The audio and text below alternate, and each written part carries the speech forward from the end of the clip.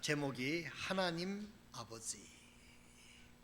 여러분, 이 제목 자체를 하나님 아버지, 하나님 내 아버지, 이 영어에는 이제 my father 이러면 굉장히 의미가 있는데 우리나라 개념으로는 내 아버지 하는 게 조금 기분이 좀 이상합니다. 당연히 아버지는 아버지지 내 아버지 뭐 이런 개념이 우리나라 언어에는 조금 그렇거든요. 그래서 하나님 아버지, 이 뜻은 하나님 나의 아버지 이런 뜻입니다. 여러분들이 이 제목을 한번 음미해 보시고 하나님 아버지. 어떤 목사님이 어렸을 적에 아버지를 여의고 어머니하고 가난하게 시골 교회에서 주님을 섬기는데 항상 아버지가 없잖아요. 아버지가 부재가 돼가지고 참 아버지가 있으면 좋겠다 이런 생각을 했는데, 그래서 아버지가 있는 사람들은 그런 걸 잘 못 느껴요.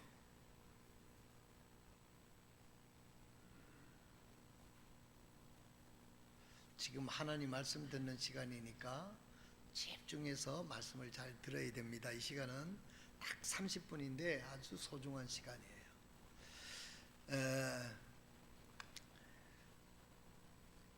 그래서 이제 시골에 옛날에는, 요즘에는 그래도 못 산다 하더라도 옛날만치 못 사는 게 아니지 않습니까? 그때는 정말 못 사는 사람들이 많이 있었어요. 그런데 아버지가 없으니까 얼마나 더 생활이 힘들었겠어요. 그래서 아버지가 있었으면 좋겠다 하고 이제 시골 교회를 섬기는데, 교회를 가니까 하나님 아버지라고 하는 얘기가 하더라는 거예요.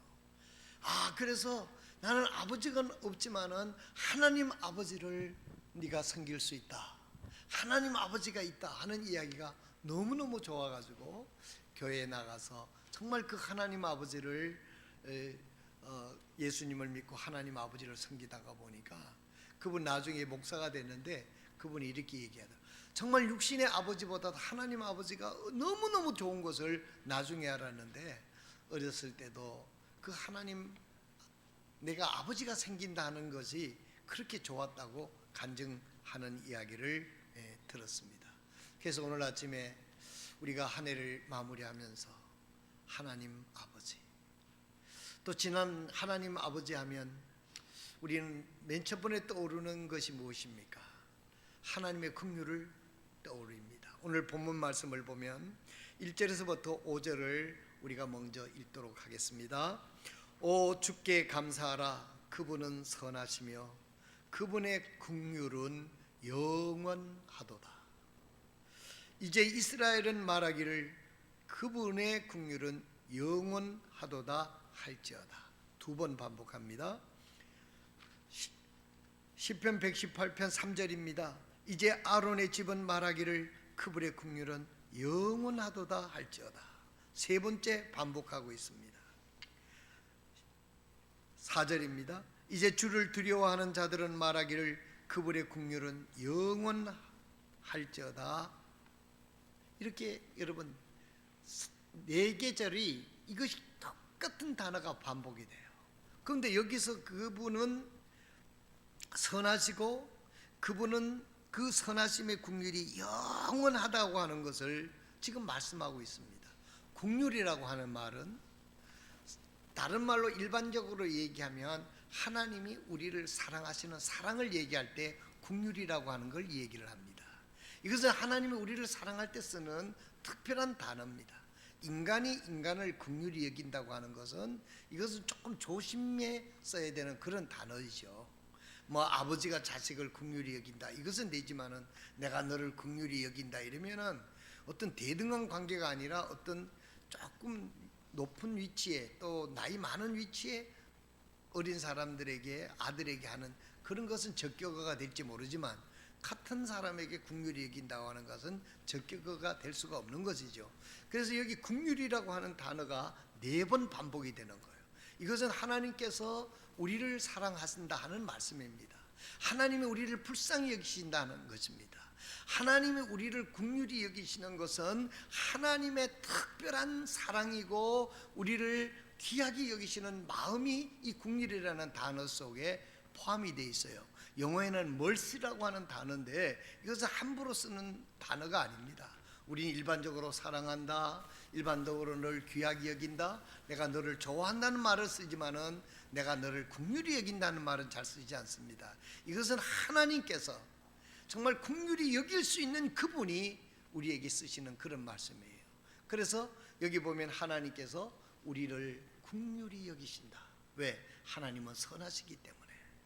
하나님 자체가 사랑이고 하나님은 그 사랑을 가지고 우리를 실현하시는 실행적인 면에서 우리를 긍휼히 여기신다는 거예요. 사랑하시는 성도 여러분, 하나님 우리를 긍휼히 여기지 않는다면 어떻게 할까요? 어떻게 될까요? 만약에 내가 정말 하나님의 긍휼이 없으면은 긍휼이 없이 내가 여기까지 왔을까 하는 것을 생각한다고 하면, 긍휼을 생각한다고 하면 그분의 신앙은 그만큼 성숙한 겁니다. 그러나 내가 잘해서 내가 열심히 해서 하나님 마음에 눈이 들어서 내가 여기까지 왔지 이런 생각을 가진다고 하게 되면 그분은 아직까지 하나님을 잘 모르는 것이죠. 하나님의 진면목을 모르는 그런 사실인 것입니다. 사랑하시는 성도 여러분, 오늘 이 아침에 하나님은 나를 긍휼히 여기심을 믿으시기를 바랍니다. 하나님이 여러분들을 긍휼히 여기시는 거예요. 여러분들을 불쌍히 여기시고, 우리가 좀 부족하고 우리가 좀 모자라고 우리가 실수가 많아도 하나님이 우리를 사랑하시는 그 사랑은 긍휼이시기 때문에 변함이 없으심을 믿으시길 바랍니다.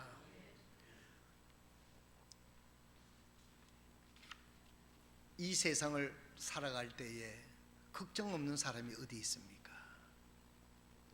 우리 믿는 사람이더라도 걱정이 있고 염려가 있기 때문에 예수님께서는 너는 아무것도 염려하지 말고 기도하기에 힘쓰라고 주님이 말씀하셨어요.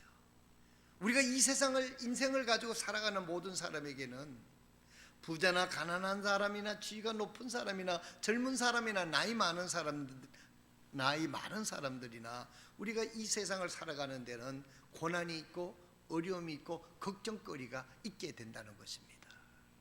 우리가 예수를 믿는다고 해서 걱정이 어떤 다른 현상으로 없어지는 것이 아니고, 우리는 걱정 근심이 있을 때 우리를 불쌍히 여기시고 우리를 도우시고 우리의 문제를 해결해 주시고, 우리가 해결할 수 없는 어떤 절망감에 부딪혔을 때도 우리 하나님은 그 문제를 해결하실 수 있는 그 긍휼의 하나님을 믿고 그분을 통하여 해결할 수 있는 길이 우리 믿는 자에게 있다는 것이 바로 믿는 자와 믿지 않는 사람과의 차이가 있음을 믿으시길 바랍니다. 오늘 아침 칼럼에도 썼습니다마는 사람에게는 표정이 있다 그랬습니다. 저는 가끔 이 입술이 여기 터가지고 이걸 보느라고 자꾸 거울을 이렇게 보는데, 그걸 보면서 이런 생각을 했어요. 야, 내가 평소에 어떤 표정을 짓고 있을까? 저는 가끔 우리 집사람하고 병원에 가고 이랬을 때 어떤 분들이 뭐 하시는 분입니까? 또 우리 집사람한테 물으면 목사님이십니다. 그러면 그런 거 그럴 줄 알았다는 식으로 얘기하는 경우가 종종 있었어요. 그 얘기를 들을 때 굉장히 기분이 좋아. 그 못되게 생겼다 이러면 그 참 그렇지 않습니까? 예. 그런데 인자하게 생겼다 이런 소리 들으면 참 기분이 좋거든요. 그런데 걱정되는 게 그렇게 안 생겼다 할까봐 걱정이 되는 거예요. 여러분들이 속으로 어떻게 생각할지 모르겠습니다만은 제가 얼굴을 보면서 내 표정은 평소에 어떤 표정이 내 진정한 표정일까 이런 생각을 가끔 하게 됩니다.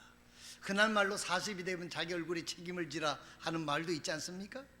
그래서 가끔 제가 미국의 링컨 그 기념관에 워싱턴 DC에 가면 아브라함 링컨 기념관이 있는데 거기에 한 2번 가봤어요. 거기 가서 게티스버그 연설문, 오리지널 연설문도 복사해 놓은 걸 내가 하나 사가지고 CMS 교실에다가 걸어놓기도 하고, 사진도 그 링컨 사진을 걸어놨는데, 링컨 사진을 보면 여러분들도 보셨지만은 그 사진이 그렇게 얼굴이 아주 참 명상만큼 그렇게 기대가 안 되는 것이 제 느낌입니다.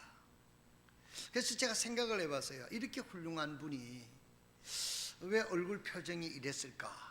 그래서 아마 그때 초상화를 그릴 때 남북 전쟁 당시에 그리지 않았을까? 큰 나라가 지금 두 쪽으로 갈라지게 생겼고 또 갈라져서 싸우고 막 수많은 사람들이 죽어가는 이 와정 속에서 최고의 결정권자의 고뇌가 얼마나 컸을까? 그래서 그때 링컨은 백악관에서 자기의 그 대통령 집무실 옆에 대통령 전용 기도실을 만들어 놓고 거기서 링컨은 기도했다고 그러지 않습니까? 그래서 그 책이 나오지 않았어요? 백악관에 기도실을 만든 대통령, 그분이 링컨 대통령. 그는 밤새도록 하나님 그 기도실에 들어가서 나라의 운명을 걸머쥐고 기도했던 그 고뇌에 찬 얼굴이 그분의 그 초상화에 나타나지 않았을까. 최종적으로 이렇게 해석을 하고 그 얼굴에 대한 해석을 마무리를 했습니다. 그러니까 정말 그런 고뇌에 차다가 보게 되면 그런 생각을 그런 얼굴에 나오기도 하는 것이죠. 그렇기 때문에 얼굴에 성령을 해서 좋은 표정이 되는 게 아니고 우리의 내적의 평안으로 가득하게 되게 될 때 그 얼굴이 표정으로 밝게 빛나는 것이 이게 제대로 된 표정이요 표정 관리가 아니겠는가 그렇게 생각을 합니다. 그 링컨을 생각하면서 우리나라 문제를 또 생각해 봤어요. 우리나라 대통령 얼굴 뉴스에 나오는 거 보니까 그렇게 밝지 않더라고요. 뭐 국내 문제는 제쳐놓고 지금 여러분들이 아시겠지만 우리 바슬로 선교사님은 트럼프 대통령이 아주 정치를 잘해서 미국 사람들은 좋아 죽겠답니다. 지금 아주 경제가 호황을 일으킨대요. 그런데 뭐 뉴스에는 뭐 탄핵을 하느니 막 어쩌고 그러잖아요. 그런데 지금 이제까지 미국의 그 국내 그 경제 사정이 엄청 좋아졌답니다. 그래서 미국 사람들은 굉장히 지금 좋대요. 그런데 우리나라는 그러면 이 트럼프 대통령이 그러면은 좀 우리나라한테도 좀 잘해야 될 텐데 방위비를 글쎄 500%를 올리고 지금 있어요.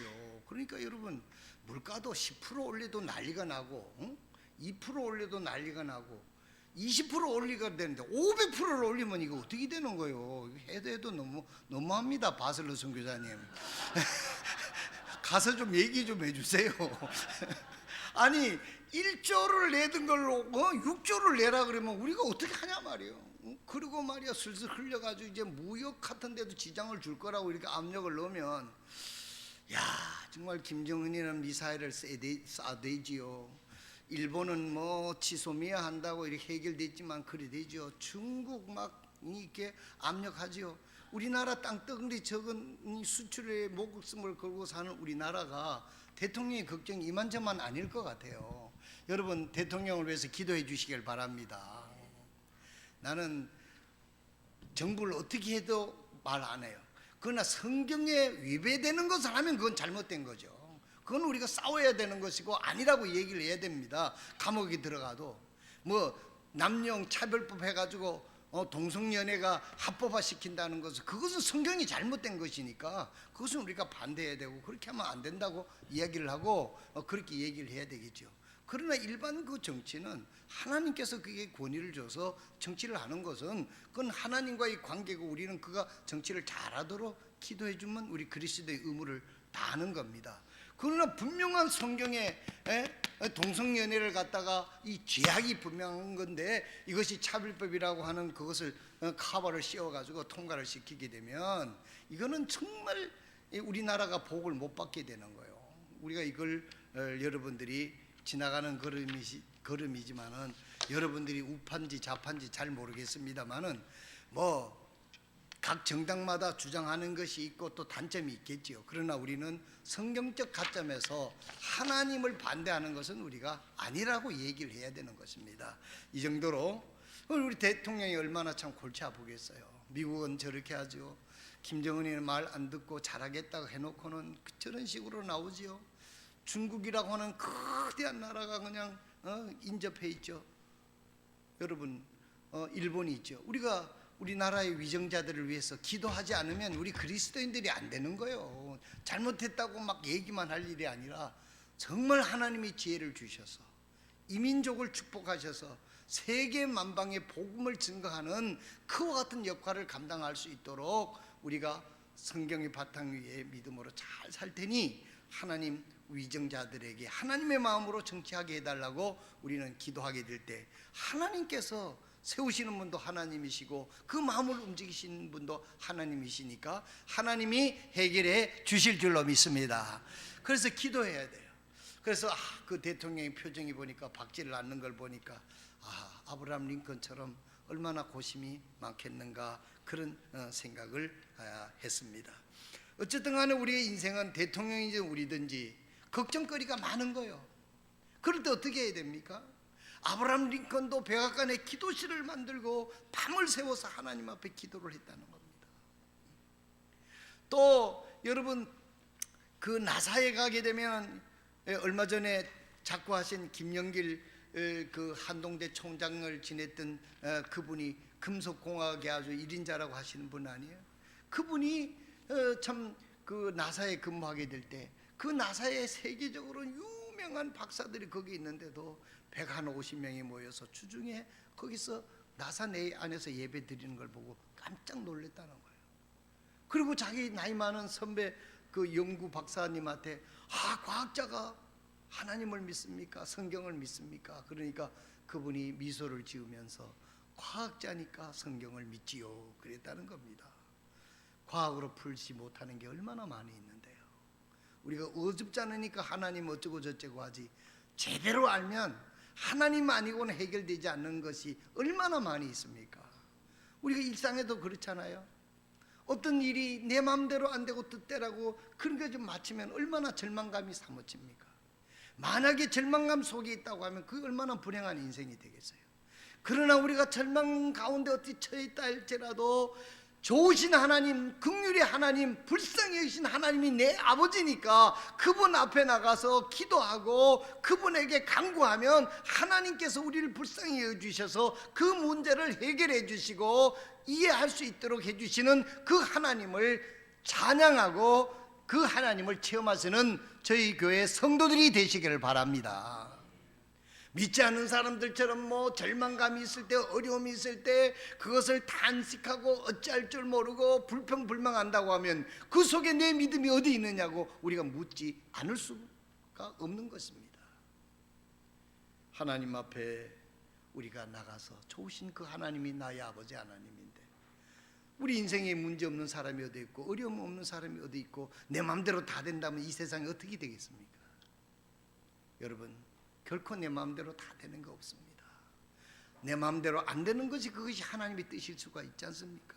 그 좋으신 하나님 앞에서 기도하다가 보면 내 마음대로 안 되던 것이 하나님의 뜻이고 나에게 유익했다는 것을 하나님 앞에 끌어엎드리고 좋으신 하나님을 바라보게 될 때 하나님께서 우리의 마음속 깊은 곳에서 그런 환희의 기쁨으로 회복시켜 주시는 좋으신 하나님을 체험하시는 성도 여러분들이 다 되시기를 바랍니다. 5절에 보게 되면 내가 고통 중에 주를 부르니 주께서 내게 응답하시고 나를 넓은 곳에 세우셨도다 그랬습니다. 시편 118편 5절에 있는 말씀을 보면 앞으로 그분의 긍휼은 영원하다는 것을 4번이나 반복하면서 5절에 내가 고통 중에 주를 부르니 주께서 내게 응답하셨다. 그리스도인이 얼마나 행복하고 얼마나 좋은가 하는 것은 좋으신 하나님이 나의 아버지 하나님이라는 거예요. 문제가 없고 고통이 없고 힘든 일이 없고 고난이 없고 내 마음대로 다 된다는 것이 그리스도인이 된다는 의미가 아닌 것입니다. 여러분 참된 그리스도인은 가치관이 변하지 아니하면 그 삶이 변화되지도 않고 참된 그리스도인의 삶을 살 수가 없습니다. 좋으신 하나님을 알면 예수 그리스도가 하나님이 내게 최고로 좋으신 분이요 가치를 발견하게 될 때 그 삶의 변화가 되는 겁니다. 뭐 가끔 자기는 중요하고 여기 나와서 하나님께서 예배를 드린다고 해서 자기의 어떤 것에 조금 뭐 더 발라주는 이런 것들을 가지고 우리가 주님을 섬긴다면 긍휼이 좋으신 하나님을 아직 잘 모른다는 얘기가 되는 것입니다. 성도 여러분, 긍휼이 선하시고 긍휼이 많으시고 내가 어려울 때 부르짖고 그 하나님께서 응답하시는 좋으신 하나님이 나의 최고의 가치요 나의 소중한 분이요 나에게 가장 귀한 분임을 고백할 수 있는 여러분들이 이 아침에 하나님의 은혜로 되어지기를 주님의 이름으로 축원드립니다. 두 번째로 보면, 첫 번째는 좋으신 하나님이 우리 하나님이라는 거 잊지 마시기 바랍니다. 두 번째로는 여기 본문 말씀에 보게 되면 하나님이 우리 편이 되어 주시는 하나님이라고 그랬어요. 여기 보면 주께서 내 편이시니 내가 두려워하지 아니하리라. 사람이 내게 어떻게 하리요 그랬습니다. 인생의 여정을 가는데 어려움이 없을 수 없습니다. 염려가 있고 나로서는 해결하기 어렵다고 생각하는 문제들이 반드시 있을 수 있습니다. 그럴 때 우리는 염려하고 낙심이 될 때가 있습니다. 그러나 주님이 우리에게 교훈해 주시는 것은 염려할 일이 있고 고난이 있고 어려움이 있고 내 뜻대로 안 되는 일이 있지만은 거기서 매여 사는 것이 문제가 된다고 하는 것은 주님이 우리에게 문제의식을 말씀하시고 있는 것입니다. 아무것도 염려하지 말라는 것은 염려가 되는데 염려를 하지 않을 수가 없지 않습니까? 주님께서 우리에게 말씀하시는 때는 우리는 염려할 수밖에 없고 염려할 일들이 많이 있을 것이다. 그러나 그 염려하는 것에 매이지 말고 염려를 해결하시는 주님을 바라보고 주님께 기도하라고 주님은 말씀하고 있는 거예요. 92%는 잘 들으세요. 92%는 일어나지 않는 일을 두고 사람들이 염려를 한다는 겁니다. 몇 퍼센트요? 92%는 일어나지 않을 일인데도 불구하고 그것이 내게 일어날 것으로 생각을 하고 사람들이 염려하고 사는데, 이렇게 될 때 염려에 사로잡힌 사람이 되는 겁니다. 그러면 어떻게 되느냐 하면 그 염려, 걱정, 근심 때문에, 이건 의사인 사람이 목사가 돼가지고 의학 지식을 통해서 성경을 풀어서 하는 이야기를 제가 들었어요. 그 염려와 걱정 때문에 거기에 매여 사는 사람, 여러분 매여 사는 거하고 걱정, 근심이 있는 사람하고는 틀립니다. 거기에 매여 사는 사람은 교감신경, 부교감신경에 문제가 일어나가지고 인체에 부작용을 일으킨다는 거예요. 그 대표적인 게 뭐냐 하면은 소화불량, 심근근색증, 가슴이 두근두근하고 불불 떨리는 거, 또 수면장애, 소화불량, 나가서는 우울증, 극도로 심한 스트레스 때문에 모든 일들을 제대로 판단하기 어려워진다는 겁니다. 이것이 원인이 된다는 거예요. 뭐가 원인이 된다고요? 일어나지 않을 일 92%에 그게 매여 살게 되면 교감신경, 부교감신경이 뭔지는 모르지만 이런 것들이 작용을 제대로 안 해가지고 소화불량이 있고, 그 다음 이제 가슴이 두근거리고 혈압이 높아지고 나가서는 밤잠을 못 자게 되고 나가서는 우울증까지 가게 된다고 하는 이야기인 것입니다. 겨우 일어날 8%를 가지고 92% 안 일어날 일들을 그렇게 걱정하고 사는 것이 사람들이라 하는 이야기입니다. 영적으로, 정신적으로 정말 예수 그리스도를 통해서 주님을, 선하신 주님을 바라보고 그 긍휼하신 주님을 바라보게 되면 정신적으로, 영적으로, 정신적으로 해결되어서 우리들의 영적인, 정신적인, 육체적인, 전인적으로 주님을 통해서 변화를 일으키게 된다고 하는 것이 이분들의 주장입니다. 저는 상당히 일리가 있다고 믿는 사람입니다. 저도 걱정을 많이 하는 사람이고 염려를 많이 하는 사람이고 참으로 원하는 대로 안 들어서 굉장히 고심하는 그런 사람 중에 한 사람이지만은, 그러나 그렇다고 해가지고 문제가 해결되는 것이 아니고 일어나지 않는 92%를 붙잡고 거기에 매여 사는 경우가 종종 있게 된다는 사실입니다. 사랑하시는 성도 여러분, 그런 일이 있을 때도 92%를 매어서 긍정하는 그가 어떻게 여기서 해결할 수 있느냐? 우리는 좋으신 하나님, 긍휼을 베푸시는 하나님, 그 하나님 앞에 나가서 하나님으로부터 영적인 것을 해결받고 정신적으로 육체적으로 하나님으로부터 해결받을 수 있음을 믿으시길 바랍니다. 왜 그렇습니까? 주께서 내 편이시니 내가 두려워하지 아니하리라 그랬습니다. 다윗을 보십시오. 다윗은 평소에 왕으로부터 시작해서 사방에 적들이 있었습니다. 만약에 그가 하나님을 바라보고 긍휼이 높으신 그 하나님의 뜻을 확인하지 않았다고 하면 그는 제명에 살지 못했을 겁니다. 그러나 우리 보통 사람들보다도 훨씬 그런 두려움에 쌓여 있었지만 주님을 바라보면서 그 먼 말하기를 천천히 수많이 나를 애워서 대적한다 하더라도 나는 그들을 두려워하지 않는다고 했어요. 왜 그렇습니까? 주님을 바라봤기 때문에. 사랑하신 성도 여러분, 여기 오늘 저와 내가 누구라도 주님을 바라보지 않는다고 하면 우리는 염려에 쌓여서, 염려에 매여서 염려가 나를 침몰시킬 것입니다. 누가 염려 없는 사람이 없어요? 학생들은 염려 없습니까? 재영이라고 걱정이 없겠어요? 서진이라고 걱정이 없겠어요?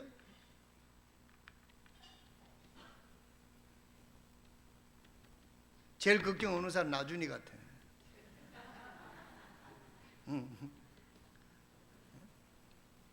우리 모두에게는 걱정이 있고 염려가 있고 어려움이 있습니다. 그걸 부인하지 마십시오.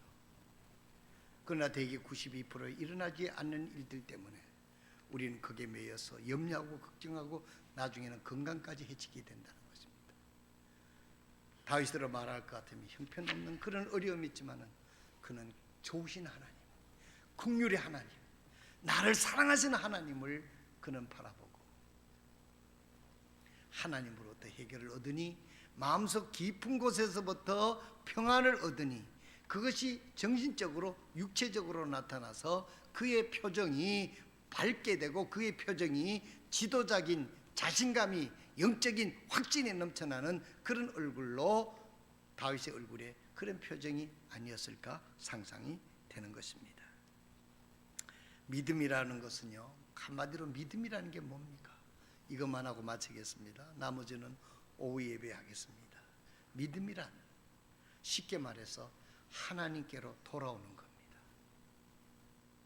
믿음이란 뭐라고요? 믿음이란 하나님께로 돌아오는 거예요.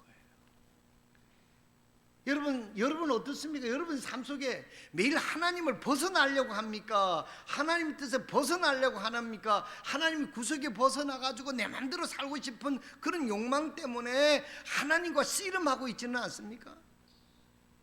어떻게 하면 벗어나야 되는데 나를 속박하는 것 같고 매주일 오후에 예배 나오라 그러고 수요일 예배 나오라 그러고 뭐 어쩌고 하나님이 나를 아주 구속하려고 하는 것 같은 느낌을 가지고 그렇게 생각하는데 이것은 믿음이 잘못된 거예요. 하나님은 사랑의 하나님입니다. 좋으신 하나님입니다. 긍휼의 하나님입니다. 항상 우리가 잘못해도 우리 편이 되어주시는 그 하나님이에요. 우리가 좋은 일 하면 하나님은 네 편 돼주고 네가 나쁜 일 하면 난 네 편 아니야, 그런 하나님 아닙니다. 오늘 많은 신앙인들이 그런 하나님 믿는 사람 많아요. 내가 열심히 하고 내가 막 이렇게 하면 하나님이 나를 사랑해 주겠지. 그건 인간적인 하나님이지 우리 성경이 말하는 하나님은 그렇지 않습니다. 긍휼의 하나님이십니다.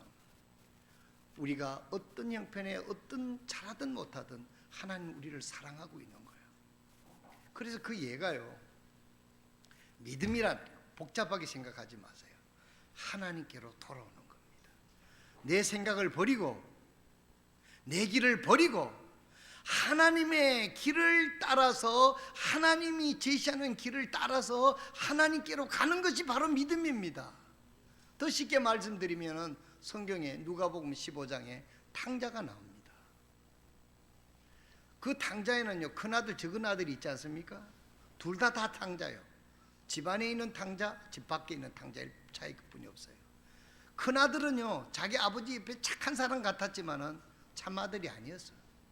열심히 하고 열심히 하면 내가 하나님 아버지의 신임받는 아들이 되겠죠. 그렇게 열심히 하니까 염소 한 마리 새끼도 누리지 못하는 그런 그 탕자가 되고 말았던 겁니다.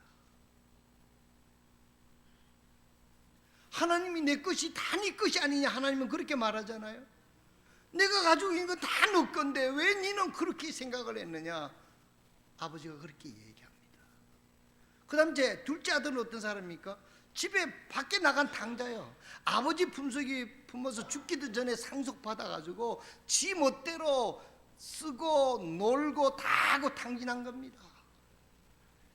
오늘 여러분은 어떻습니까? 하나님을 구속하는 것처럼 여기고 그렇게 생각하면 우리의 마음속에 머지않아 염려에 사로잡혀서 정상적인 삶을 유지할 수가 없게 되는 것입니다. 탕자는 아버지께로 돌아왔습니다. 그렇지만 아버지가 어떻게 했습니까? 이놈 자식하고 내치지 않았잖아요. 그의 목을 안고 얼마나 기다렸던 아들이냐 하고 그를 받아들여서 그를 회복시켜 주잖아요. 좋은 옷을 입히고 손에 가락지를 끼워주고 신용을 회복시켜주고 동네 사람들을 불러서 잔치를 베풀어주고 동네 사람들 앞에서 아들을 세워줍니다. 죽었다 살아난 네 아들이다. 우리가 하나님께로 돌아와서 하나님 말씀대로 살면 하나님이 우리를 세워주게 되는 줄을 믿으시기를 바랍니다. 하나님 제쳐놓고 내가 나가서 성공하려고 쇠가 빠지게 해보세요. 나가면 나갈수록 더 힘든 거예요.